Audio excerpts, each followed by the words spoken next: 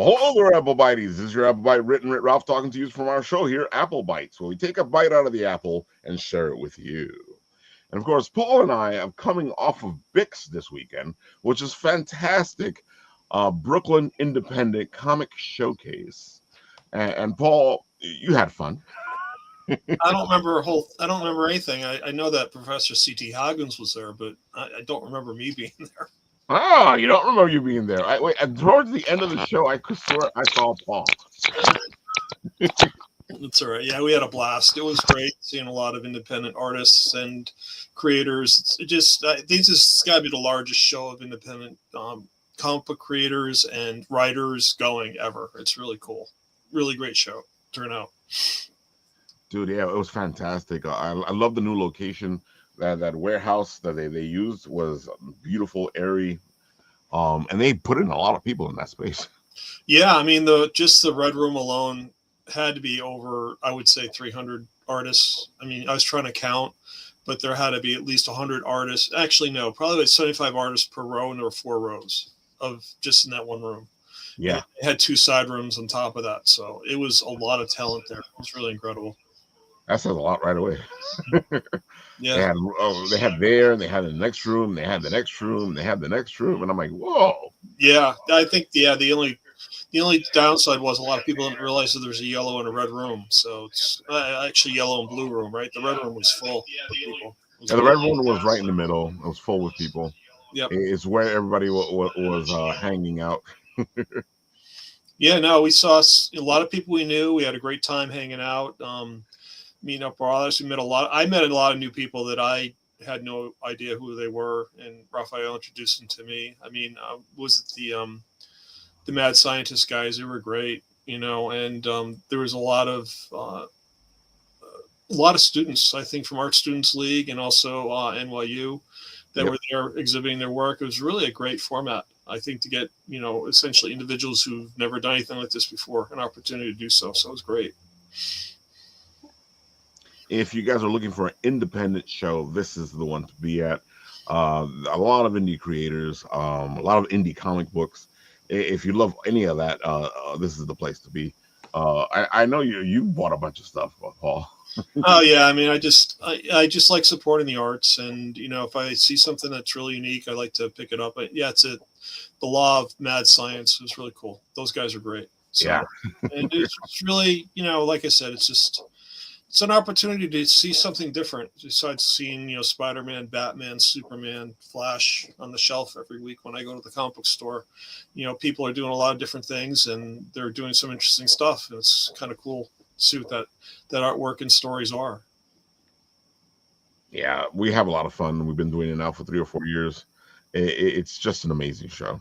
Yeah, I think this venue was better in some regards only because last year it was so hot. I mean, it was hot. Yeah. It was really warm. I felt bad for the exhibitors. I was dressed up in that outfit last year. I couldn't stand it. I had to leave for an hour. It was so hot. But yeah, it was just this is definitely a better atmosphere. I was wider open. There's a lot of space between aisles, which was great, so people could walk by without running into other people. And it's Industry City. I mean, if you want to grab a bite to eat, we went to a restaurant literally less than 2 blocks away. It was great. It was maybe 500 feet away, so it was really good. And there's so many choices because you have Asian food, you have so many different types of food, which usually you don't have in any of these locations because usually you're limited to like fast food. Yeah.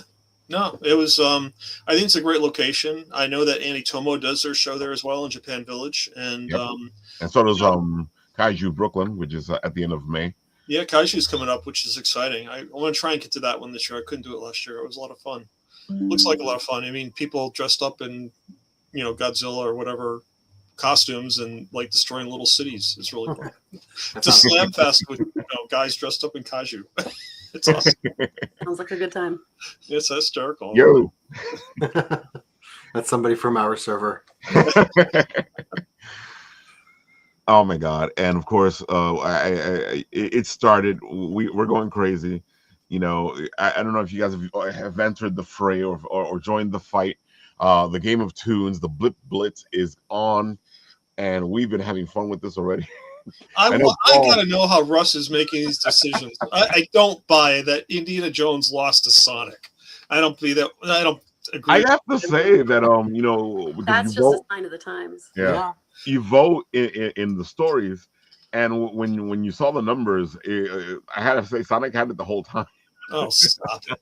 It was like It's one 100%. thing for like sheep to vote. It's another thing for an actual character to trump another one. So, I mean, what are the metrics? You just have to vote because I feel Yeah, like Sonic would be you Indiana. go to Game of Toons and you vote in the stories, because in the stories they have the option to vote for which character you like. Okay. Okay. I think right now, hold on, let me see. Right it's now, round we 3. are. Raven won round 2, and she beat out Rick, which I don't know. Well, Raven kicked ass. Yeah. Yeah. I'm sure Supreme Commander is going to definitely beat Pete. So Dwight. I gotta say, I already voted for Cobra Commander. Oh, it looks like Dwight. Okay. I already voted for Cobra Commander. Peter's okay, but he gets on my nerves sometimes. I guess he could sit on Cobra Commander and beat him out. Exactly. Cobra. And just to let me see if it'll do it to showcase exactly how the voting happens. You go over here to the stories, and right now there's the winner for that race, and then you vote here, but you can't vote online, which is interesting. I So was just adding a comment. That's why my vote didn't count. Oh God! Damn it! yeah, you gotta vote on your phone.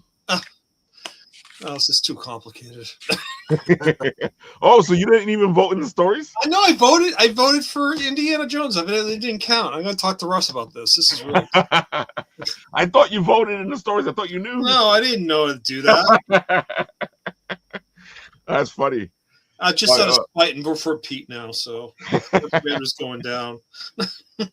I gotta say, Russ does great. These are all his designs when he does this fight, and these are the blip chips. And if you're looking for a character to do, Russ can do the character for you. He's done my Hugbert for me, and it's also a good way because you can put it so that it sends it to if you tap it to your phone, it sends it to your own website or whatever you want to attach it to. So if you have a character, reach out to Russ, and he can do his design for your character and make a one of his blip chip designs. Just like that one. Because I love this fight. We always have a lot of fun messing with each other on it. So if you get a chance, I'm gonna take his Instagram and put it in the comment section there, so you guys can go and fight for yourselves. There we go. My computer allows me to do what I wanted to do. Come on. I am such a newbie when it comes to stuff like this. How do you get to the stories? You see the Game of Toons, his logo. Oh, okay, yeah. Yeah, so you press on it and it'll take you to Oh, that's how you get there? Okay. Yeah. All right, Peter, go.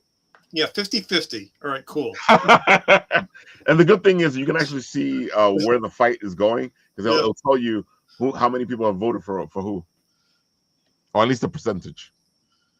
I'm not seeing round 2. It's only showing the first one. Yeah, no, so each round happens every day. Each day is a new round, and it happens from 7 to 7. So the next day at 7 o'clock, the new round starts. Gotcha. Okay. There you have it, folks. Go check it out. Game of Toons, fantastic. I think Russ will be at the Cradle Variation, CradleCon in May. Yep. So if you guys want to see him in person and check out his blip chips, which are fantastic little devices, I must say. Yeah, I know you have one too, Paul. Yeah, I showed off Inquisitor. You didn't say anything, so I'll do it again. Oh, there you go. I didn't see you do it because I was on the other side. Go ahead. Sorry, there he is. There she is, actually. She's a woman. So. And it's a fidget toy, a magnet. It's just fantastic. You kind of.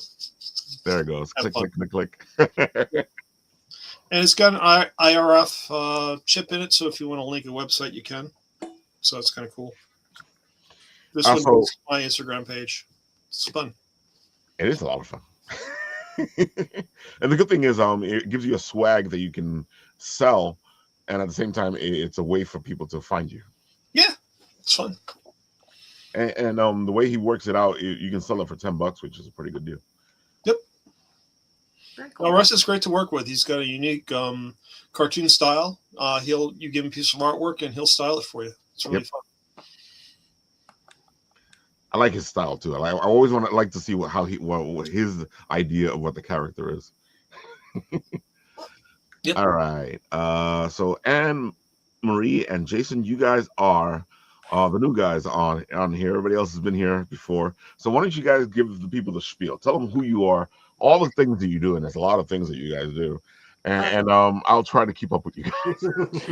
Kind of a long spiel, but I'll try to keep it short. So we're the Tabletop Society. We call ourselves an event company. We do a lot of different things. Most of it focuses around board games, Dungeons and Dragons, and painting miniatures. So we do events for adults and children.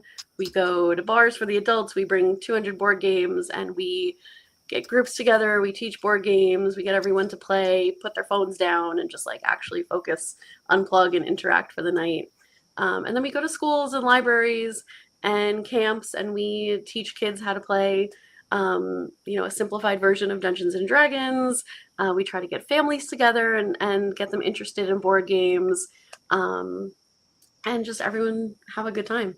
And our newest thing is painting miniatures. We have someone we're working with who's a great teacher, Jimmy from Baby Stapler Miniatures, and we do virtual painting nights and in-person painting nights, and those are D&D miniatures and Warhammer miniatures and all sorts of stuff. So basically we focus on events that kind of bring people together and, not just doom scrolling on your phone.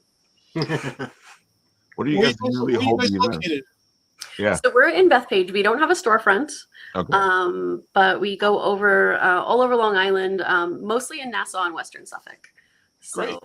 we do events at Hicksville Library, Plain Edge Library. We're going to be at the Merrick Library soon. Nice. And last week we were at Great South Bay Brewery in Bayshore. So we kind of pop up all over the place. I thought some of these pictures look familiar. I like the South Bay Brewery. It's an amazing place. We usually do the indie art show there with Pete and Fat Guy Inc., which are fantastic. Oh, great. Yeah, it's a great space. I have a question. What age group that you normally do at these libraries? Like, Yeah. is it We just have a couple of teenagers or? different- we have different types of programs. Right now, we have an adult D&D program at Plain Edge Library. We're also doing kids events at the Merrick Library, I believe. Which is going to be ages like 6 to 10. That's going to be our simplified version of D&D that Jason wrote called Everbright. And then we do a lot of actual private birthday parties for kids like 12, 13, 14. That's been super popular lately. And that's just regular D&D, but like a little streamlined for them. Yeah. So And as far as our board games are concerned too, is we have what library is it? at Hicksville. Hicksville Library. We have like a family board game events, and then we also have, like you mentioned before, at the Great South Bay Brewery in Bayshore. We call it Board Games and Brews. So it's a 21 and up. We have events ranging from 6-year-olds to like 99-year-olds. Yeah, just like we were at the All Kids Fair this past weekend, and we were teaching Everbright, our D&D program, to kids, 6, 7, 8, 9. So we've got a little bit of something for everyone, or at least we try to. I gotta say, it's a broad field that you have there. You got some drinking, you got some kid stuff, you got some. It looks like you guys really tried. Well, we made this company because our kids started to get really into board games and D&D. We taught our kids D&D from the ages of 4 years old, I believe. Yeah, they were 4 years old, I think, when they got their first set of dice, and we started playing like D&D and D, which is Dungeons and Dragons and Dinner. And, I like that one. I want Dungeons and Dragons and Dinner. we're like, if you sounds don't take great. a bite of your food, the dragon's going to win the battle. Yeah. So, Just roll a d20. yeah. Sometimes we solve who's going to take a shower first by rolling a d20. Mm-hmm. That's a great idea. Gotta listen to the dice. It wasn't our fault. Roll for No. initiative. Exactly. Exactly. You rolled the 7, so put your dice in dice jail. I don't know what to tell you. If your dice gave you trouble, you take it up with your dice. Exactly. Yeah. I gotta say, like I know I saw you guys at Tabletop. I was gonna go over and talk to you, But I was like, I feel like this needs to be put on a show because I don't think it would have done justice to do like a small little interview with you there at Tabletop. Hey, I'm gonna be honest. We saw you going around and talking to people at Tabletop, and we were kind of waiting for you to come over and talk to us. Dude, and when you didn't, we were a little sad. It was so funny because I'm talking to Shadow because he was right in front of you. I'm like, dude, I don't think if I go over there because I had passed by a couple times and I had seen all the stuff that you do, and like this is not gonna work because we try to keep the interviews at the convention like to 2 to 3 minutes, and I was like, this needs more, and I've gotten good at figuring out when an interview needs more than just the 2 or 3 minutes. And when I'm using my phone, I try not to go with the 10-minute interviews because then all hell breaks loose. Understood. So I was like, I'm just gonna get him on the show, and that's what I did. As soon as I think I reached out to you guys while I was there. Oh yeah. It wasn't because I think that night you saw the message. Yes. Yep. Yep. We were like, Yeah, oh, I was sitting there with Shadow going, let me just talk to them now. That way, nothing happens. Yeah, and I was right though because you guys I feel like we haven't even touched the tip of the iceberg here. On all the stuff that you guys do. Yeah. April and May, we've had more events than we've ever had. We just fundraiser for Best Buddies. We raised a lot of money for them, and that was a good event. We're having, like I mentioned, we're having a lot of kid events, adult events, everybody in between. Yeah, we had a lot of things kind of in the works for a while, and then everything came together at once. So yeah, April and May just became packed. We're like, oops. I actually feel you. There goes our free time. April and May has been crazy for me. We're getting somebody in the comment section saying that they're our intern. That's Maria. Oh my gosh. Yeah. So actually, one of the things we also have is we have a Discord server for the local D&D and board game nerds like us. And so Italian Jester in the comments is one of our friends we've made from the Discord. I gotta say, it's gotten because I've made a lot of friends going to these conventions and talking to people on the show, and it gets interesting. Yeah, there's a lot of good people in our Discord. Yep. We've created like a close-knit community, and that's kind of what we're trying to do. Yeah. I like the fact that you guys are out there trying to get this on multiple levels because most people, what they do is they pick something, whether it's just the kids or it's just the adults or just a certain type of geek or just a certain type of game. But I feel like you guys, you guys live up to your name, because it's, you're a society. You're not just, yeah. Well, anything to kind of get the word out there, because there's like a whole untapped section out there where people don't realize how involved board games are. So when people think of board games, what do you think of? Monopoly, Sorry, all those other types of games. But there's such a larger group of games out there that people don't even know about. So do you guys think with the whole digital barrage and kids on their phone like 99% of the time, is it a challenge to get them involved with something like this? I mean, I grew up with it. I loved it. I got my kids involved. They loved it, but is it challenging for you guys to get the kids to break away from their screens? It's kind of refreshing actually, because a lot our kids, for example, our son was always about video games. So once we started introducing more and more board games, I think that he likes board games better than video games at this point. Yeah, active learning. It's great. You're actually using your imagination as opposed to being fed dribble. Yep. It's more interactive. You're able to kind of bounce around and do your own thing. And yeah, I mean, you're sitting at a table and you're actually sitting across from someone, not maybe sitting next to them and everyone's looking at a screen playing a video game. And believe me, we love our video games too, but you're still sitting around the table playing a board game. You're actually looking at each other. You're actually interacting. You're using your brain in a different way. You're being creative. It's just something totally different that I think kids don't get enough of these days. Yesterday when I was running sessions for Everbright, it's like a D&D adjacent type system. You should have seen the joy in these kids' faces when they're able to kind of do what they want to do in, this role-playing session. Yeah. We give them character sheets that have their special abilities, but that's just a starting off point. So these kids came in, and some of them had never played a role-playing game before. They were like, oh, this looks interesting. Let's come in and do your class. And, you know, they would kind of read it, and they would, you know, Jason was DMing the session and I was going around helping, and they would look at us and they would say, you know, like, oh, I don't know what to do. What ability should I do? And we're like, just what do you want to do? Like, this tree is kidnapping the king away from the Mushroom Kingdom. You know, what do you do? Just tell us and like describe it. Like, oh, you're casting a spell. Like, tell us what color the spell is. Like, don't look at your character sheet. Just like, how are you envisioning it in your head? And they have so much fun with that. And they come up with some really crazy things. Absolutely. We love it. Reminds me of like when my daughter was 5 years old and really got into it. And she was like, and I pick up my sword and I point at the bad guy and I say, hey, you, what are you doing? And like, she got so into it.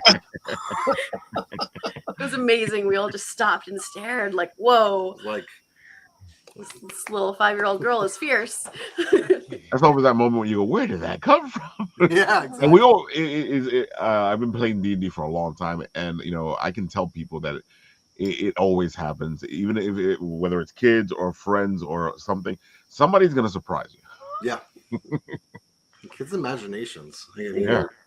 Actually, anyone who's come to our table, I love the private parties we do, even for adults. So we had a group recently. It was 7 people, I think, all in their late 20s, early 30s, and 1 or 2 of them had played D&D before, a long time ago, and the other ones were just newcomers. They kind of knew what RPGs were about, but hadn't played D&D. So, you know, we gave them their character sheets. We went through everything, and you know, at the beginning, everyone's really hesitant and they don't know how to like talk to the other characters. And by the end, like they were so into it, especially the one guy who was playing the bard. Yeah. Oh my gosh, he got so creative with his spells. Like he just really got into it and he nailed it. And that was the one that shocked us. Yeah. People love to speak with animals too. They befriended a cow named Bessie. Oh yeah, the cow named Bessie. Then they tied up a bad guy to the bed. to Bessie. To Bessie. Yeah. It was, now that we're talking about all this, you know, and since we have Kelly here and he's in charge of one of the libraries, or he helps out with one of the libraries, what's the title? Helps out? Helper outer. I'm the Lord King of the library. You shall not pass. And that's where I'm going. Burn that book. That's where I'm going with this. So how does a person, because I know the library has a lot of resources, and I've talked to you a bunch of times on all the stuff that you guys do. How does a person go to a library and go, I have this idea? How does that work? Who's that question for? Well, you know, let's say our friends from Tabletop Society want to go in and they want to do something at the convention, at the library. You know, they want to do a program, they want to do something. How does this work out? Because I know there's a lot of people. I work in public relations and programming for the East Meadow Public Library. Basically, my full title really is that I am the promoter and also social media person, and that's at the library, graphic artist as well. So that's usually is my title. You know, right. I do all the promotions and advertisements, the newsletter, the prints, things of that nature. To answer your question, mainly is that you talk to the programmer. Tammy Bianco is our program head. Shout out to Tammy Bianco. You know, you'll talk to the program head of that department, and then you just pretty much propose your idea. It could be in person or via email, or you know, things of that nature. And if the idea works out, yeah, why not? You know, we could work with it, especially if the price is right. I gotta say, because I feel like people don't use libraries as the resource they should use it as. Oh, you'll be very surprised. I mean, not all libraries, but I have to tell you, our library is like always pretty much packed. We have people coming in. What I like about your library, yeah. People will be like, "What's going on? Are you guys giving away free money or what?" The parking lot is packed. I mean, just the other day, yesterday, Sunday, we have a Sunday concert series, and we had this band called the Day Trippers. They're a Beatles trippy band. Oh yeah. I have to say, the line to the community room was out the door. It was insane. I'm there yelling at people, please get in the line. If you have not checked in, go to check in and whatnot, and stay straight, step back, don't run me over. Everybody's going to get a seat. It's insane, But yeah. I mean, everybody take full advantage of the library, which they should. They have some great programs and great opportunities that anyone, especially if you're retired or just a teenager to a young adult to an adult, really, you can pretty much come in for a great free programming. Tonight we actually have a book discussion going on right now. If you read books and you love books, you can meet other people that love to read with you and discuss books, stories, and whatever the main book title is of that night. Or if you're into politics, we have this guy named James Cole who's into it. He talks about the Constitution and all these kind of things. He gets much praise. Or if you just like to laugh, we have Mark Breyer and his gang of comedians. They come in on the last Monday of every month. He comes in, say a couple of jokes, you say your ha-has, and you get out the door.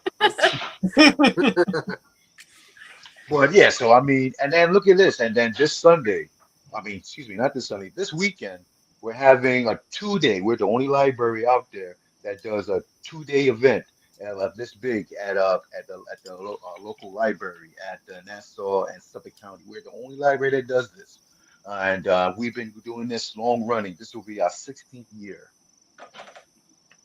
Whew. That's awesome. it. That's awesome. Yeah. That is Yes. awesome. But I don't know. It's just something that was placed upon me because I always go to the New York Comic Con. Me being an artist myself, I'm in the convention artist alley circuit, and I go to a lot of these kind of events. So one of the young adult librarians came to me and asked me if we ran a convention here at the library, would you have any ideas how we can run it? And I say, do I? And then when I gave in my proposal, she said, like, we don't have the budget for that. Get out of here. Get out of here. He said, "You So want?" I went to my program head, Jude Shanzer. Shout out to Jude. And I gave her my idea, and she says, this is workable. Let's do it. So so I mean, each department does have different budgets. So in our department, our budget a little bit bigger than the young adult, the children's. So it was workable.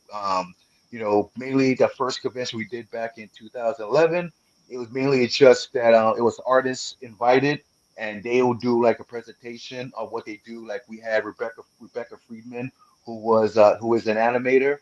We had Joe Leota, who's also an artist, and he does presentations about the folklore of ninjas. Right. And then we had somebody come in and do Tai Chi. And that was what we ran on at first. And then we had a cosplay contest at the end. So it was pretty simple but effective. If we hit a target audience that hit very well and was so successful, we decided to do it annually. And not only that, the first year was only on one day. We decided to do it 2 days. Not my idea, but we decided to do 2 days. So that's that. Let's go for it. I think it's funny that it wasn't your idea. I didn't think we would go that far, but hey, again, shout out to Jude. She said that we can run it for 2 days. I mean, normally we do like a concert on Sunday, so it kind of Yeah. makes sense. So instead of coming on Saturday and doing a long line of programming, we can include like a nice special performance on Sunday and Which still is what you go usually in do. that. Yeah. Hmm. You know what I mean? So it makes sense. So I was like, yeah, let's go for it. I think it's amazing what all the stuff that you guys do. Like you guys even got Mark Torres from It Came From the Radio, who does his live show from there. It's funny that when I met Mark, I think I met Mark at Big Apple Con. Makes And sense. this was years, I talk about maybe 2007, 2008, when I met him. He had a table out there and he was promoting his comic book. And so I got his card, and the library offered me a chance to do an art gallery, of my artwork. So I said, sure, I mean, why not? So I emailed all these people. I remember I had Mark Torres's card, and I emailed him, and then he came to the art show, and then that's when our relationship blew, and it was all gravy after that. And then he told me about his radio show, and he asked me if I wanted to come by and talk about MCon. I think it was the second year we were doing MCon, and so yeah, it's been that long. 2012, Yeah. So thank you, Mark. And I called him my agent, my agent promoter. Dude, I gotta say, Mark is a big friend of ours as well. If it wasn't for Mark, Bit and Apple wouldn't be where it is today. Because Mark was the one that helped us out in the beginning, because we became his video branch of It Came From the Radio, and we were like in conjunction with It Came From the Radio, and we started doing all the interviews, and then he would put them up on It Came From the Radio. Uh, he's just an amazing guy. Yeah, indeed. So, April 25th and the 26th, it's going to be our event, and we're going to have oodles and oodles of artists and vendors there, and we're going to have some great program panels. If you're a cosplayer, this is going to be the place you would like to come in. We're going to have Rizuki cosplay come in. She's going to be doing a cosplay panel about basically how to start your own cosplay group, and that's going to be, I believe, at 1 o'clock. And then we're going to have Sir Julius, great cosplayer. When I met him at Eternal Con a few years back and I saw his craft, I said, "You're going to go places." And it was true. This man is being seen all around the world and their mama going to these other conventions. And he's showing off his craft. He does like a lot of 3D costuming accessories, and he's going to be coming in showing his stuff once again at EMCON, showing you how you can integrate 3D into your cosplay, and that's going to be at 2:15. And that's not only it.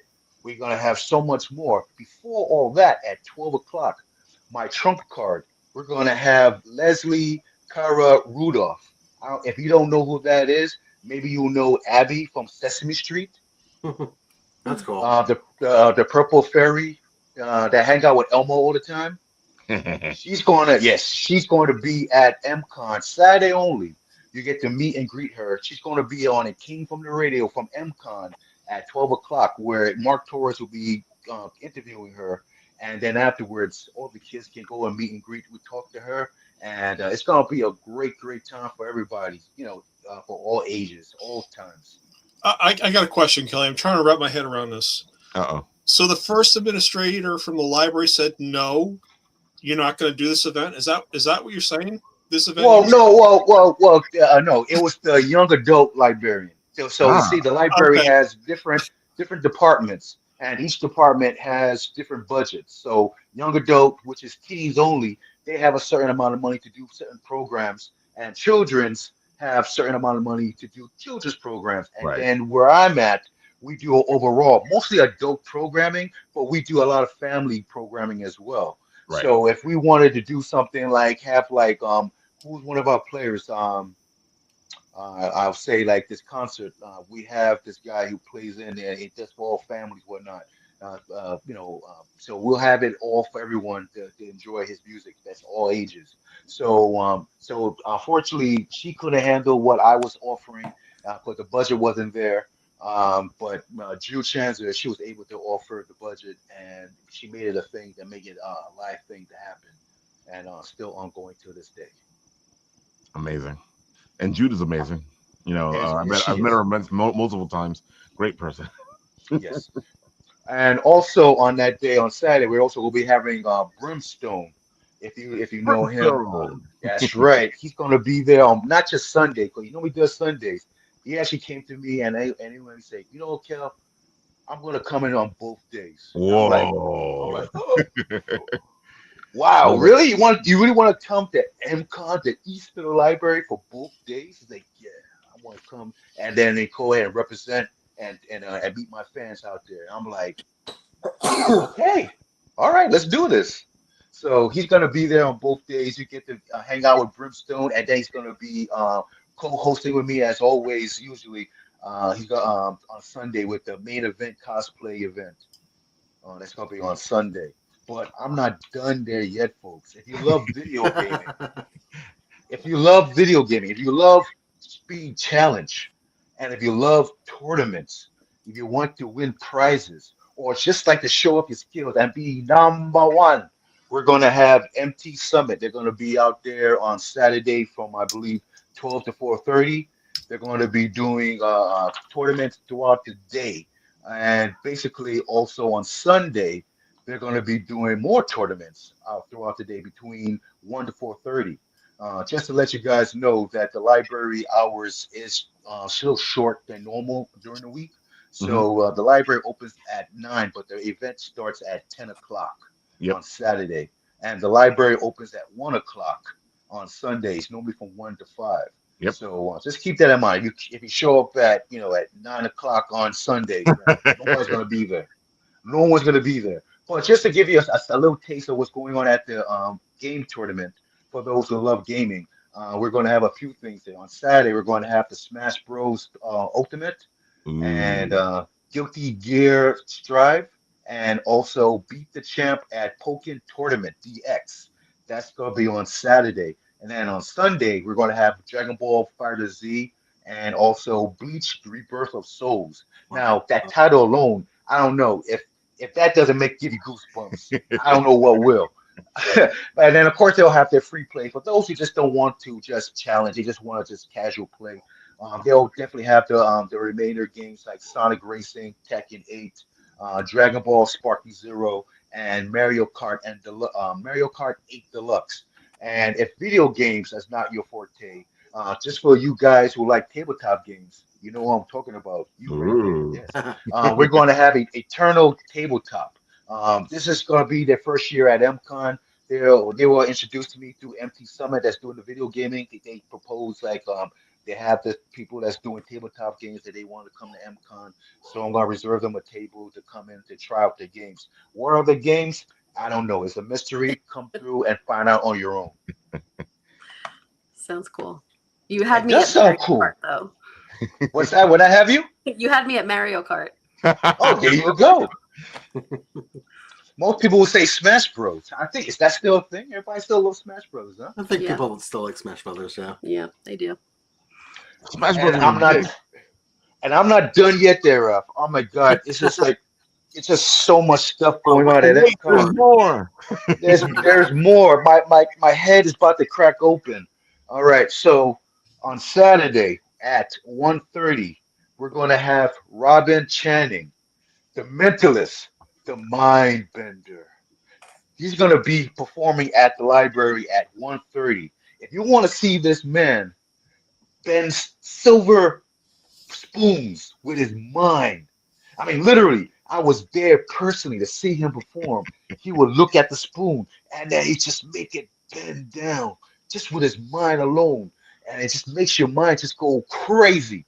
So he's gonna be there on Saturday at 1:30, and it's gonna be a grand old time. You're gonna sit there with your mouth wide open, eyes bugged out, wondering what did I just saw just now? This is insane. Okay. I Anyway, personally, I saw Robin at CradleCon last year. I had no yes. idea how he was doing the stuff he was doing. It was amazing. I was like looking around his hand. I was trying to figure out, okay, what are you doing here, man? It's making me, realize this is real. It's unbelievable. Exactly. It's really Exactly, cool. exactly. Guy's So brilliant. yeah, so he's gonna be coming out there on Saturday only. All right, he's not gonna be performing on Sunday. And after that, we're gonna have our kids junior cosplay contest. That's gonna be from ages 7 to 11, and they're gonna go ahead and compete to be number one once again, showing off their costumes in front of a live studio audience. This is insane. These kids are so brave. Oh my God. So they're gonna come out there and then they're gonna see who's gonna be the winner of this year 2026 for the kids cosplay contest. Prizes donated from variations of artists that's in our vendor and artist alley room. Also Will Eisner and also Comic Book Depot from Wantor and Jerusalem, and prizes from Viz Media. Oh wow, this is a lot. So there's gonna be some good stuff going on for the kids cosplay, and not only that, we're going to have cosplayers. We're going to have Kaiwi Kiwi and her cosplayers. They're going to be coming in as K-pop demon hunters. We're going to have a nice little intermission. They're going to come in. We're going to have K-pop demon hunters singing. You know what I mean? It's just going to be insane. It's going to be wonderful, and then everybody's going to enjoy themselves. You know what I mean? So if you like K-pop, come through to see this event. You're going to blow your mind. You're going to enjoy this. That's it. Well, no, actually, there's more, Ref. I'm sorry, but I know I there's didn't more. get the Sunday. I didn't get the Sunday. Oh, no, that I was didn't just the get first quarter of Yeah. First hour. it. Well, hey, anyway, I say all this, but I also want to say is that support your local artists. We're going to have a lot of variations of great artists coming through. They're going to be hanging out all day today at the library. We're going to have such like a lovely, great time. You We're mentioned going to you were an have artist, right? what's that? What kind of art do you do? I know that you mentioned earlier that you were an artist. I was just curious what kind of Well, art you do you can do? look me up, and Good for those question. who want to find me, you can look me up at on 90 Day Anime Studios. Oh, I'm more anime influenced. Like that's pretty much the reason why MCon is more like anime fest. So I draw a lot of anime characters and plus my own. very nice. Basically, I have a few comic books under my belt. Not many as I would like to, but I do drawings and I also do basically. Um, classes for kids. I showed them how to do drawings, comic book drawing, anime drawing. Not only that, I also do crafts. Me and my wife, our artist name is Mikhail Supreme, and her name is Jay Scribble. Shout out to Jay. All right, and we both do crafts. I do dioramas where I use like little figurines from anime characters That's and cool. make a nice little diorama out of them. And then she does bead art. So you can always look up our craft on Diorama Bit World on our Etsy store, and also you can see some of our stuff on my Instagram on 90 Day Anime. Nice. Yeah, so yeah. So I'm like all over the place. Are you going to be doing CradleCon again, Kelly? Because that's where I I will. last year. I will be there at CradleCon. Shout out to CradleCon. They were very nice enough once again to give us tickets. Sunday showing only. They gave us tickets to give as Oh. prizes Oh, for nice. our cosplay contest. So, if you win at the cosplay contest on Sunday, you'll be able to go to CradleCon. I was gonna say MCon, but I got it on my brain. Go to CradleCon and compete there as well. Why not? Go for it. Show off your skills. Awesome. What I was going to say here. So not only that, I'm going to have like Frank, the Dark Lords, Frank Despiano. Yep. He's That's going the to be founder. there, Hmm. right?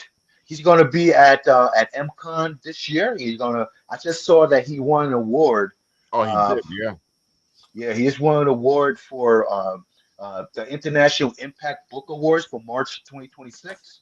Right. So he's gonna be showing that off, I'm sure. He's gonna probably have it like the little Oscars, like kissing it, showing it off. And then we're also having Francis Bonet. He does, if you like Archie Digest books and also the fairy tale book that he works on, you know what I'm talking about, right, Ralph? Yep. Suburban Fairy Tales. Yep. That's Suburban right. Fairy Tales. He's gonna be at MCon, and we're also having Carl Palino. Am I Yeah, pronouncing Carl his name right? Paulino. Yeah, the guy from the beautiful Celebrity MCon, Deathmatch. Celebrity Deathmatch. Yep. Yes, and he's also an author of his own comic book there as well. So Yes, he is. not only I have artists, I have authors there too, and they're going to be at MCon on both days, and we're going to have a full variety of artists that's going to be there.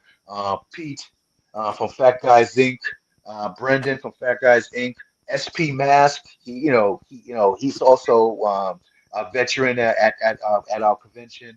We're also going to give Hudson Chanwin. He's going to be there. These are veteran names that I'm shouting out to them. They're going to have their artwork there, and I'm having a few new people out there. And you guys going to have a grand old time. Please support your local artists. Yeah, MCon is amazing, folks. I love going every year. It's and I love library cons because it kind of brings you home to a place where we should be in the first place. Indeed, it's a nice safe space where you Yep. can basically, if you're into this kind of culture, you can geek out like we geek out here sometimes. You get to Hmm. geek out, talk to among your peers about certain things, certain stories, certain movies. Or if you're a writer, you can meet authors and find out the skills of how you get into that kind of writing skills level.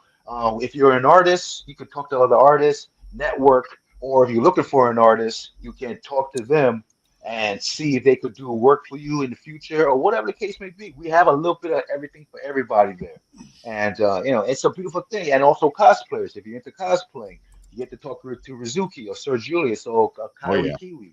You can talk to them and then find out how you can perfect your craft.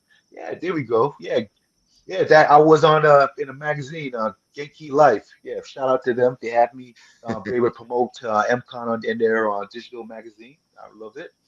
And not only that, we have our main event, two main events on Sunday. We're having our cosplay contest, which this year, we're going to do it a little bit different.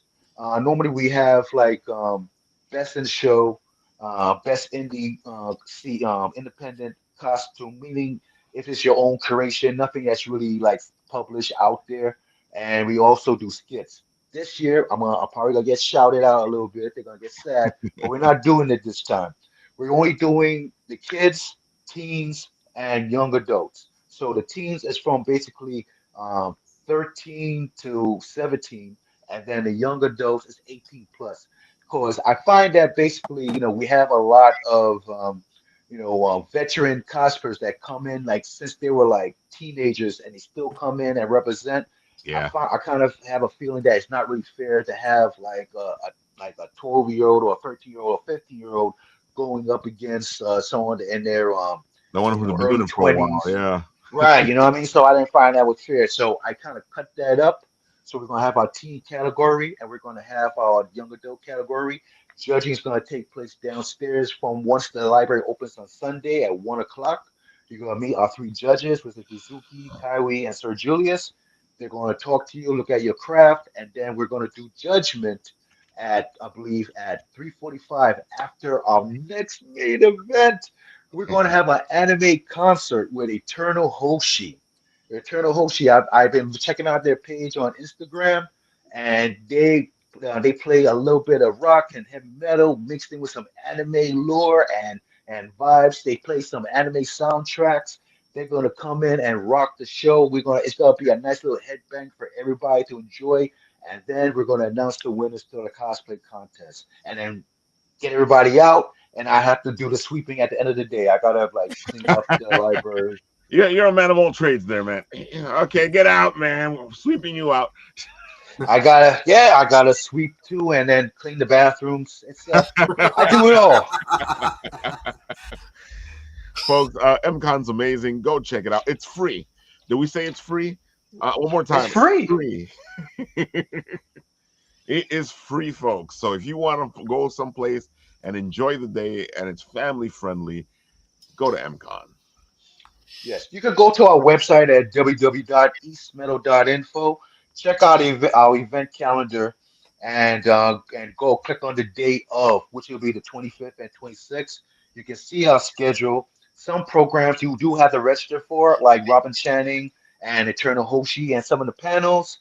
But do not fret. If we have room available, we'll definitely let you get in and whatnot. And but you can register today. Go on our website. Do it now. Why not? Save the spot.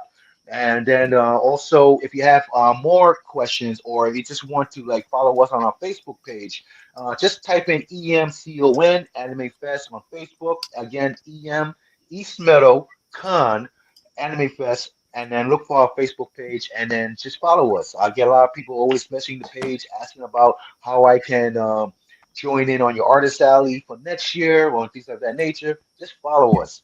I do announcements. I put it on the page. Just look for us, and then you'll be able to know when the next time we're going to have another event.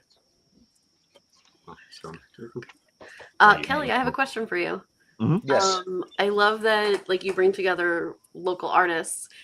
Do you ever highlight like local board game creators at MCON?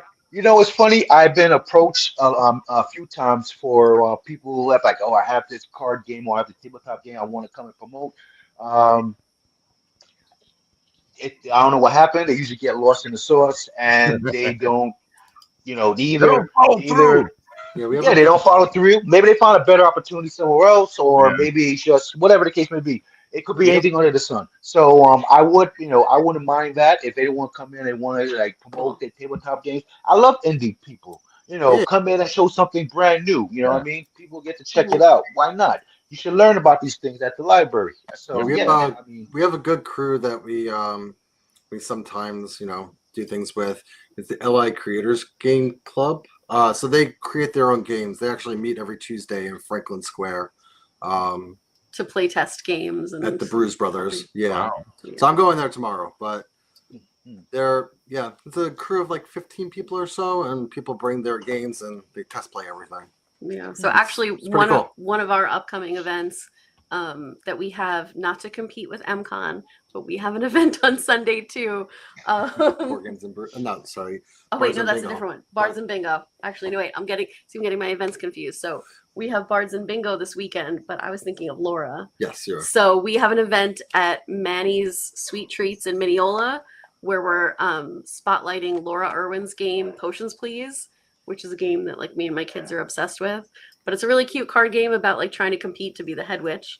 So we have this event that we're starting there called Tabletop for Two. So the idea is like you buy a ticket and it's an experience for two people. So the one for May is inspired by like Mother's Day. So it's a cute thing for like a mom and a daughter to go do. And you actually get to meet Laura. She'll tell you about the game. We'll help teach you the game. And you get to share a milkshake. And if you've been to Manny's Sweet Treats in Mineola, you know that everything there on the menu is amazing. Yeah, so that's we like to highlight like the local creators that we know, the indie folk. Yeah. I wish I knew about this. It's great. Look, I have Now a you con do. booked Go buy a otherwise. I would. I'm going to be in Vegas this weekend. Yeah. Oh, no, Nice. that's in a couple of Yeah, weeks. sorry, I misspoke. Bards and Bingo is this weekend. Which is Oh. Yeah. Yeah, which is a different thing of our something that we're creation. trying new. Yeah. Yeah, another new event. It's basically story bingo, but mixed with a D&D campaign. So we'll be telling a D&D style story, and then elements of the story will be what you have to choose for bingo. So like if you're familiar with D&D and like the usual tropes, it's like, oh, the door was a mimic. And if you have that on your bingo card, you cross it off. Or the bard flirts with someone, cross it off. But a way to play D&D with like more than just 6 people. I see it. sitting at the You table, put can the play with, staple stuff on the bingo card and then see if it happens or not. Yeah. So, That's amazing. Okay. Yeah, D&D is still huge. I mean, So big. D&D is very popular. Yeah. yeah. This is B&B. Yeah, Bards and Bingo, B&B. We like our Or is it alliteration. Bingo? Oh, I'm sorry. I misspoken. I thought they were I'm just messing around. No. He's just pulling your leg. Oh, Because it's Bards and Bingo, B&B. Yeah.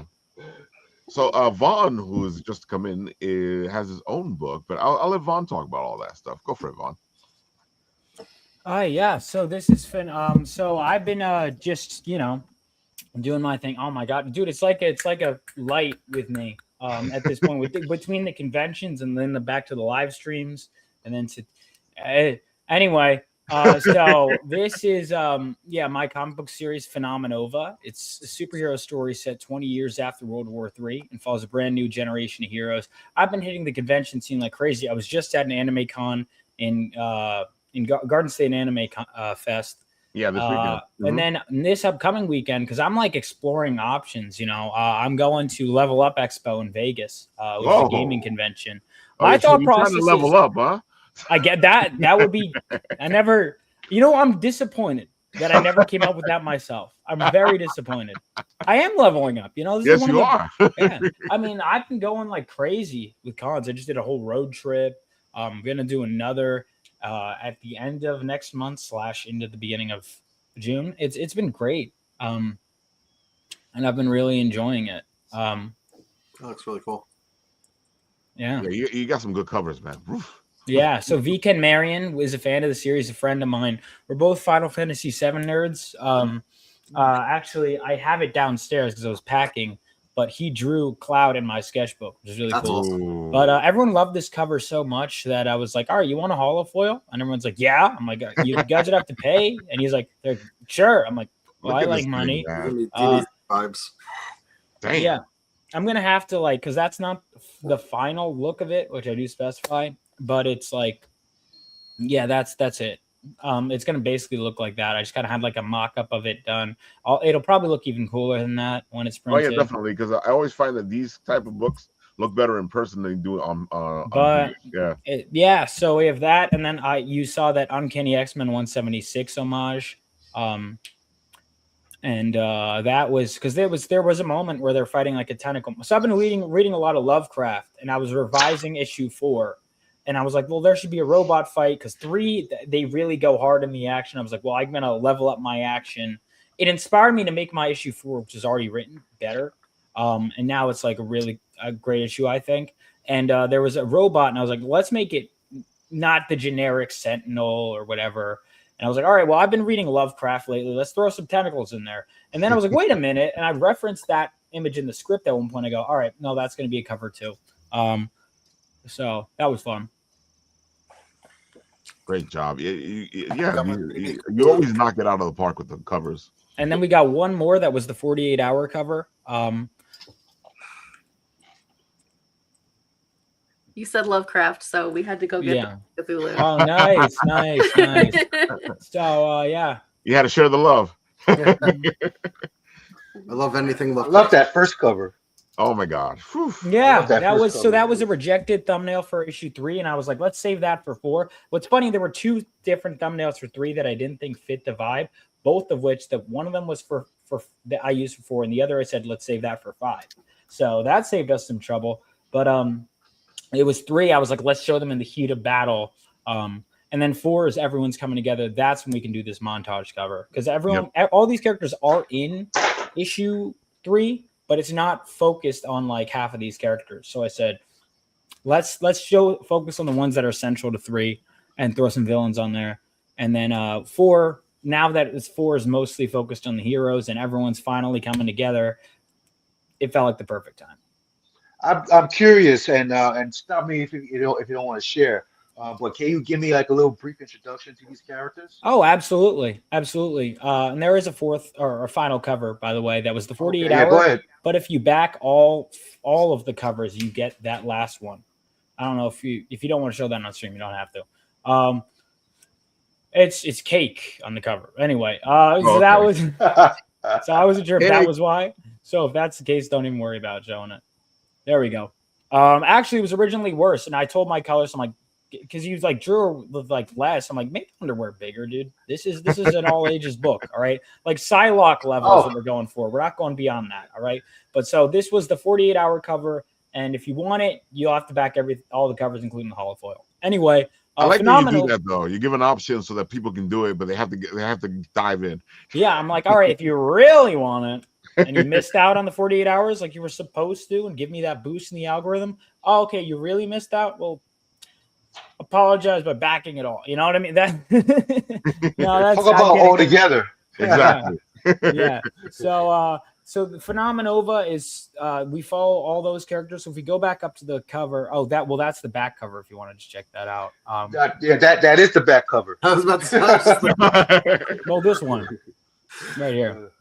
I decided to do grace. My first back cover was an homage to Bloodstrike, and then we're kind of like, let's keep doing this grayscale thing. It's working. So all my back covers are always like grayscale. Yeah. And that's good, man. Yeah. So issue 1. So Phenomenova. If we talk about the characters themselves, I could go through them. Why not? Before we even get to the interiors, because this is one of the fun things. Is everyone's meeting all these characters now. You've kind of met them all, and now we're bringing them all together. So our protagonist has been Galvanite, who we see running with the lightning. Galvanite has electricity powers and super speed. He was the son of a veteran. Our first issue follows him after he's struck by lightning while holding a mysterious crystal. He gets lightning powers and super speed. And first thing he does is like, I want to be a hero. I want to be like those who fought during the war. So he strikes out to try and stop a heist at a nuclear reactor. And that goes, of course, not well. And he begins his training at the hands of one of the veteran heroes who fought during the war, who we see up there in the corner. That's the Phoenix Senshi. So she is like a super powered ninja. And then from there, he's being trained to join the team called Phenomenova. So they consist of Force. We see front and center. Force can create force fields around himself that are indestructible. And he can use them for offensive and defensive as well as mobility purposes. So he can punch someone with a force field around his hand. They go flying. He can jump by creating force field under his foot and stomping. He can there's all kinds of stuff he could do with his powers. He's kind of the lead. He's like the son of a general. So he's the man in charge of the team. And then we got Estrella. Estrella is like she's deaf and blind, but she has psychometry, which means she can see and hear the world through physical contact by absorbing memories and information through objects she touches. So basically absorbing memories of the world in real time is how she can see and hear. She's also a brilliant detective, and she can psychically, bond the team together when they're in combat. Then we got Thermo. Thermo is who we see toward the bottom. He's basically can control temperature. So his suit glows purple like that. The lines glow purple in its neutral state. Then when he uses heat, they glow red. When he uses cold, it glows blue. We got Hotline, who is the tech support character. And then up in the back, the redhead is Vivacity. So she can absorb solar energy and convert it into concussive force. And she could also do laser eyes, and she could fly when in sunlight. Pretty cool. That's amazing.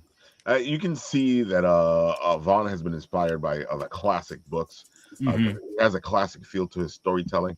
If you guys love the old X-Men or all those old classic comic books, Phenomenal will be right up your alley, folks. Yeah, Claremont stuff. I've been diving back into when I have moments, when I'm not drowning myself in work.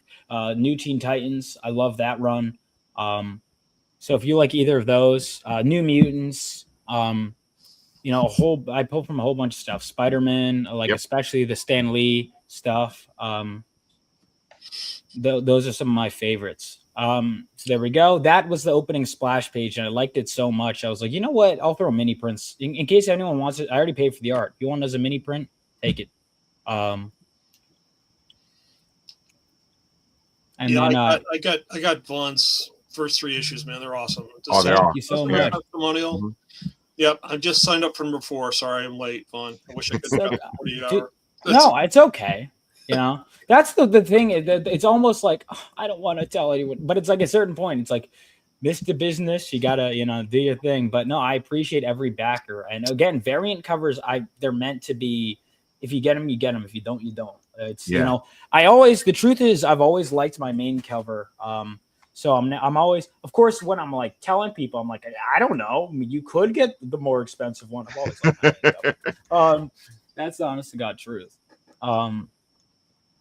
There we go. Thank you. Sick. Oof.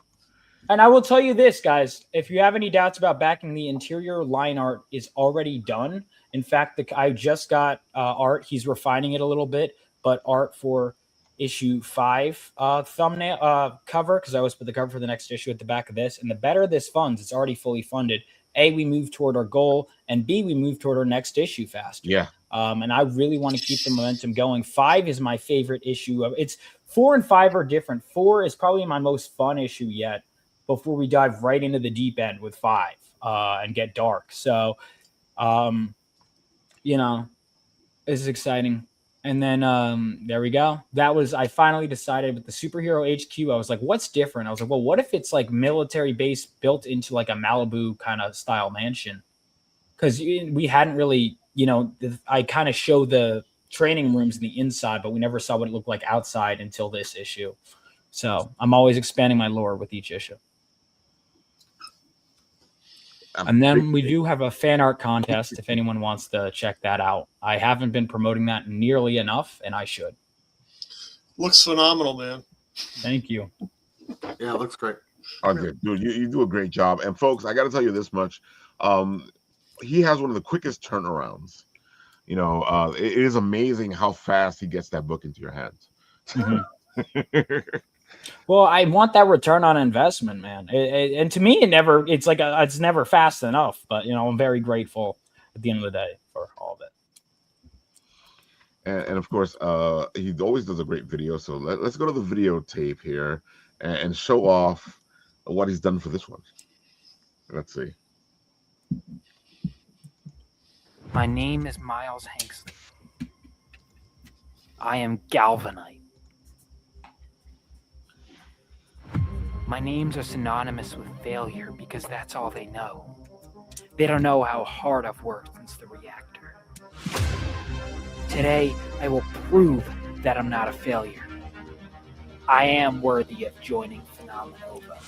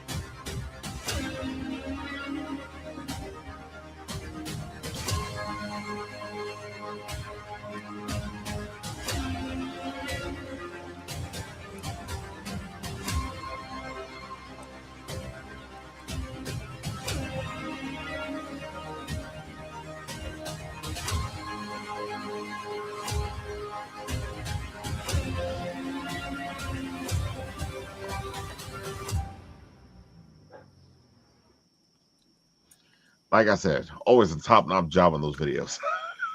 Thank you. I like job. when a video tells you exactly what you need to know.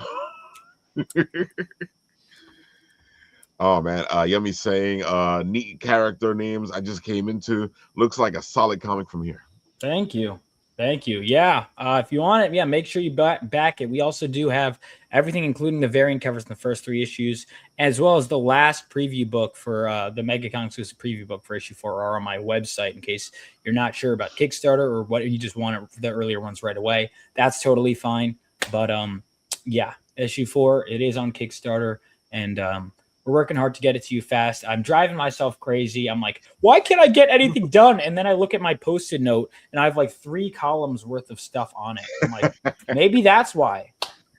Maybe That's that's a lot of why. work, brother. That's a lot of work. And on top of that, you're going from convention to convention. It's not even Convention. conventions in the immediate area. You're like all No, the way I across decided the country. I took advice from our friend Henri. I'm pretty sure I met him on this Oh, show. 'Cause Henri, he was telling yeah. me, he's like, you want to move as many copies as possible.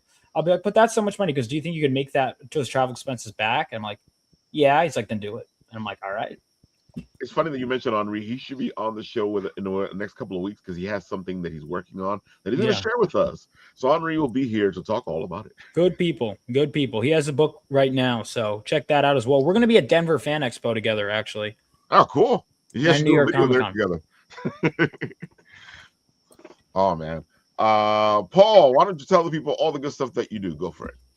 Thanks, Raphael. So I am Paul Hebert, the founder and creator of Time Enforcers, which starts out as a role-playing video game and digital comic that makes learning history fun. But because I have to animate all the cutscenes for episode 2, I'm now doing a comic book, which is great because now I'm adding a hardcover, and then a hard copy version of the comic for the kids. So it's just not digital. It's going to be able to be read as well offline. So I'm pretty excited about this. We just launched the Kickstarter last week. I'm pretty excited that we're going to get this going. The book is almost done. I got about 6 more pages to go on it. It's looking really cool. I'm now in the process of sourcing variant cover artists. Angel Son of Saint is one of them. Chris Mad will be another. And I'm just looking for a couple more artists to add as variant artists to this launch. So I'm pretty excited about this. We're looking to launch it in mid-July. So we'll run for 30 days from July to August. And we'll just see how it goes. Right now I'm in the process of trying to get people to back me so that I have that 100 follower mark, which would be awesome. And that way we can make sure we get in the algorithm and get some notice of this. So this is a passion of mine. This came out of COVID after what I saw my kids go through in terms of the learning experience. I really wanted to make an opportunity for kids to learn so that they can do it in a fun way. And so we've gamified the whole experience of learning history. We're actually doing an education program now as well. And what that means is we have course-back curriculum that is mandated by the states. So it's all approved for use by the states, and we can put them in the classrooms and actually make this an experience for kids that's not only digital but also encompasses reading and writing along the way as well, because that's where true active learning happens, is just not looking at a screen. So like with Anna Marie and Jason, it's like you get kids involved and offline and actually talking with one another and collaborating. And that's really a core crux that I have for narrative storytelling that's applied to the education program. Very cool. Completely agree. Yeah, he does a great job. I want to get him a team so he can get everything flowing. Yeah, I mean, right now it's a one-man show. I'm trying to get so where I can build up this project, get some funding in place so that I can expand the creative talents for this. I think there's a lot of opportunity to really blow up the creative, which is amazing. I mean, history is, infinitesimal, and it's just a matter of, getting people to help out so that I can build up the content that's really required for this. So it's a passion project, and I just hope it, can keep going forward like it has been for the past few years. So that's amazing. Yeah, he does a great job, and especially the professor. CT is always everywhere where you need him to be. Yeah, I've lost all sense of humility and modesty. I don't care. I'll dress up as whatever you want. I'll go. It doesn't matter anymore. No, it's funny. It's like we tell the story all the time. Right, Raphael was at Tabletop, Long Island Tabletop. I talked to this one guy for literally 45 minutes about his program. I was in costume, and so I come back like a half hour later, and I start talking to Justin again, and he goes, "It's really nice meeting you. What's your name again?" Dude, I just talked to you for 45 minutes an hour ago. What's your problem? People have no clue. So the Superman effect really takes hold. So it's really a lot of fun. That's why I like to tell people that I now I know that Superman can be true because the professor changes into Paul and nobody thinks he's the professor. It's so funny. No, but I just love meeting the creatives. It's just opened up my world to possibilities for content creation. So I really like to give back to the community that, you know, I'm kind of a part of, but I just don't consider myself at that level yet. But regardless, I'm having a blast with this. Issue 2 is actually focused on 4 characters that are being introduced to the Time Enforcers universe. The first is Amelia Earhart, so we'll be focusing on her exploits as an aviator and an entrepreneur. We have a character that I made up based on the film noir characters like Sam Spade and Philip Marlowe. That's going to be Detective Nick O'Time. The third character is Togo. He's actually the dog that ran the serum run in the 1925 diphtheria outbreak in Alaska. So he'll be a featured character.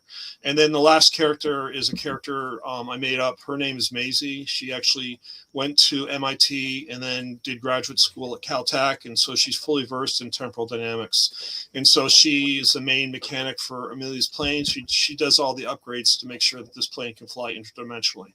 So it's really a lot of fun. We got a big reveal coming in episode 2 for episode 3. I'm really excited about. And then I just hope everyone gets on this Kickstarter because it's going to happen regardless if I make the funding or not. I mean, I'm so committed to this that, you know, it's going to be a fun time.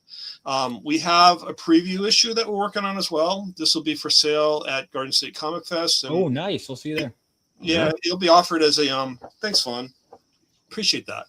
The preview will be offered as a pre-premiere. So if you guys sign up on the Notify Me and launch and you get involved in that, anyone that does that will get the premiere issue digitally. I can't send it out manually, but I'll send it out to them digitally. So it should be fun. So I'm pretty excited about that. Time Enforcers, folks. Come on. Save the.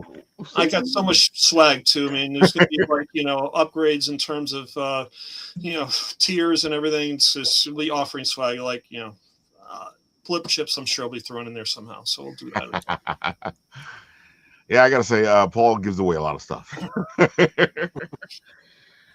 It's always amazing to see him, especially when he is tabling. And he will be tabling at Garden State Comic Fest, as well as Vaughn. Right, Vaughn? Yeah.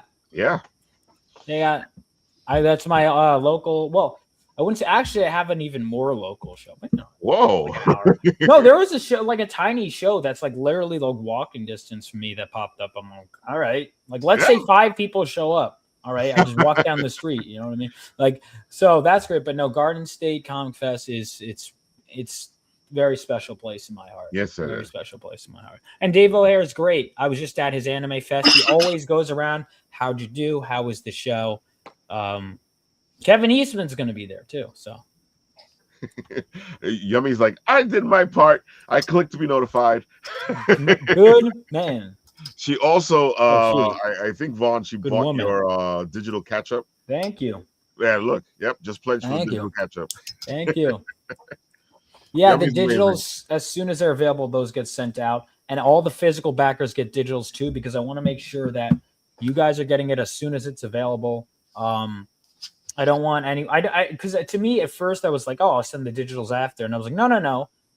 Anyone who gets the book should be able to read it as soon as it's available. The people who pledge less shouldn't be able to read it first. And I was like, it wasn't even included in my rewards at the time. And I was like, yeah, but it's the right thing to do. Also, I was 3 months behind. So what's great about the digital is you don't have to worry about cracking the covers. So that's what I love about digital.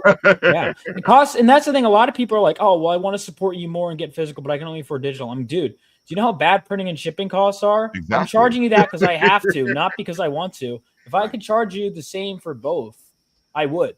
Like, it makes no difference to me, Sometimes if you can only do digital, just do digital. If you can only share, just share. These are important things. Yeah, it sounds bad, but it's like, I'm like, oh man, I can't back all these campaigns. But if I tell other people to do it, maybe at least one of them will listen. Like that stuff does go a long way. Kickstarter updates, you think I can back every single campaign I update blast? I wish I could. That used to bother me when I would host live stream interviews, which I got to get back to doing. I've been the to-do list. I owe so many people streams, but one of the things I'd be like, oh man, I haven't read every single person's work or all the time, or I'll like be before, especially professional comes on who's had years of work. I'm like trying to read as many issues as I can. You can never get to it all. No. That's okay. I feel you, because I feel the same way. Sometimes I can support, sometimes I can't support. You know, and you feel bad, but I'm like I'm making up for it. I'm going to share this as much as I can. Yeah, exactly, man, exactly.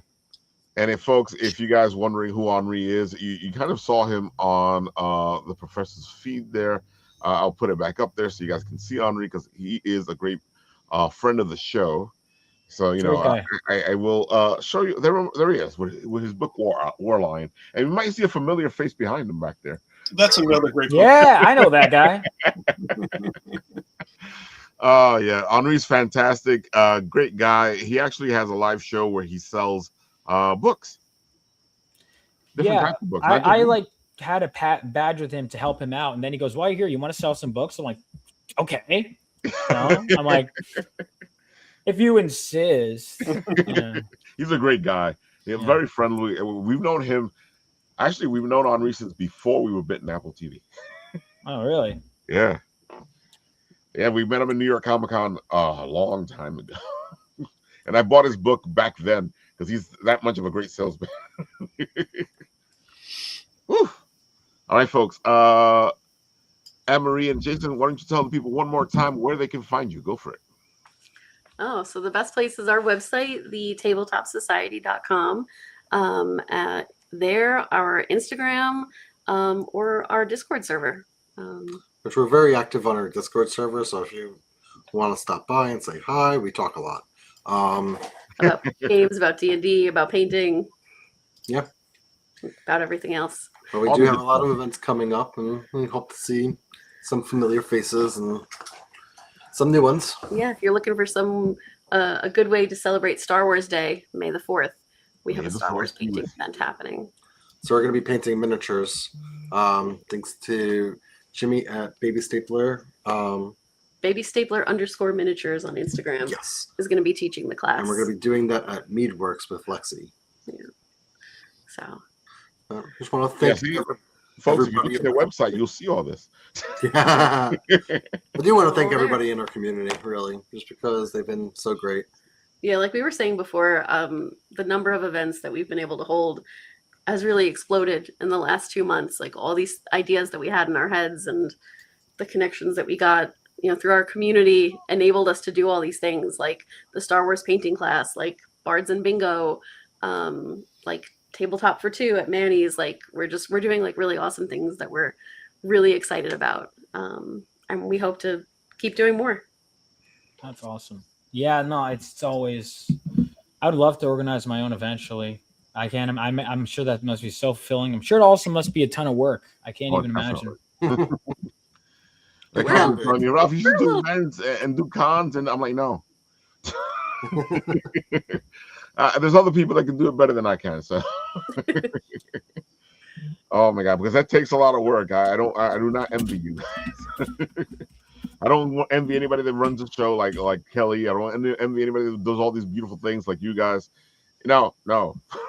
I mean, not to sound like too cheesy, but it's really rewarding. Like you're gonna stress yourself out getting to it. I agree. The day of the event, but when you get through it, you're gonna be like, "Wow, that was awesome!" And I met great people, and we did awesome things. Like it's a really good feeling. New experiences every time. Yeah. Completely agree, folks, and I still won't do it. Well, you're welcome to our events. So there you go. That's what I'll do. Go ahead, Kelly. Tell them the good stuff. Go for it.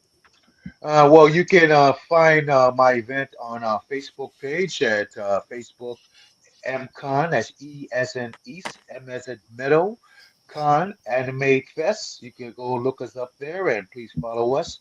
Or you can also go to our library's website at www.eastmeadow.info. Again, www.eastmeadow.info. Check out event calendar. Not only MCon, we have oodles and oodles of great programming that's available for many people throughout all ages. So you definitely would should take advantage of that. If you want to look up my work personally, you can always go on to Night and Day Anime on my Instagram or Night and Day Anime on my Facebook and my TikTok on Mikhail Supreme. You can go ahead and check out my artwork there, and you can see the workshops that I do with kids and teenagers on drawing on my TikTok videos. But MCon is going to be this 25th and the 26th this weekend. It's free for everyone. Come in and enjoy. We're going to have so many programming and panels, like I mentioned before, and some great, great artists and authors, and some great also entertainers and people and artists and overall for everybody. So just come through. Just please come in and check us out. You won't be disappointed. You will not be bored. Yeah, look at all this beautiful stuff, folks. Go check it out. And if you see me on Sunday, because I'll be there Sunday, say hi, and maybe I'll put you in the trailer. Yeah, no doubt. There you have it, folks. Vaughn, one more time. Tell the people where they can find you, all the good stuff. Go for it. Yeah, so you just look up my name. You'll find me on basically any platform known to man. I gotta say, if you look up Vaughn, you put his name in, and blam. Yeah, which is good. Then, so we got that. That's where you can find me. And also make sure to check out really everything I'm doing. I'm about to head on to another show. I'm marathoning myself. It's been great. Obviously, you could check out Phenomenova issue 4 on Kickstarter. If you go to RebelOasisStudios.com, you can check this out. There's also some stuff on Global Comics if you have that, if you want to see how you feel about it there. And then if you're dying for issue 4, there you go. Obviously, backers get it way before. All ready to go, folks. All ready to go. Go check him out. Great book. I got all 3 issues so far, and it's been fantastic. And like I said, if you like classic comics, you're going to love Vaughn's books. Thank you. Yeah. Every issue I think I'm growing to. My characters are, I think 3 is by far my best one, personally. But that's a good sign because it shows that as a writer, you're becoming a better and better writer. Oh, easily. And my artist too. He's like, I mean, not that he obviously you look at even just he was badass from the get-go. Yeah, so I'll tell you this, like, not to go into a segment, but I remember I sent him my script. He liked my script. He was ready to start, and I looked at his art and I said, "No, I need to up my game, dude. I cannot hire you until my script. There's these pages of people talking and whatever, which he always nails, but I'm like, this guy is something special. I knew I was right away. I'm like, this is the guy. But I was looking, I'm like, let me make sure he can take a phone call. He's got to be too good to be true. There's something wrong. What's the skeleton in the closet? Have yet to see one. He's great. That's always a good thing. And folks, he's getting to the basis of things. When you do one of these projects, make sure you and the other person have a good relationship, because it's very important when you're doing a comic book or any of this stuff or any kind of project with people that you guys get along, because it makes life easier. With that, we'll do what we always do on this show, which is I press this button and what is it that happens? Oh, that's right. It's this thing.